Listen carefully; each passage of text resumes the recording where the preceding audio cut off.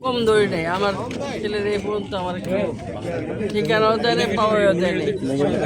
আজকে আমার যেটা আল্লাহ মিলিয়ে দেয়, আমার ছেলের ঠিকানা আমি পাইব। আমি এই আল্লাহর কাছে ই করি, আর কিছুই না, আমি আর কিছু করতে পারবো না। আমি 1.5 বছরের কথা কইতে কইতে আমি হয়ে গেছি, এখন আর আমি কিছু করতে পারবো না।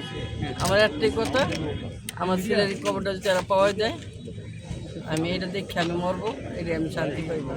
এছাড়া আমি আর কিছু করতে পারবো না বাবা। আপনি কি বিচার চাইছেন? হ্যাঁ, আমি বিচার চাইছি। মামলা আমার বিচার এই দুনিয়া ছাড়া আল্লাহ যদি দেখায় দেয়, বান্দাও দেখায় দেয়, আমি বিচারটা চাই। আপনার ছেলের শনাক্ত হওয়ার পরে তখন মামলা করবেন? হ্যাঁ, আচ্ছা, তখন মামলা করবো। আপনার কোন এলাকায় থাকতো? ছেলে কি করতো?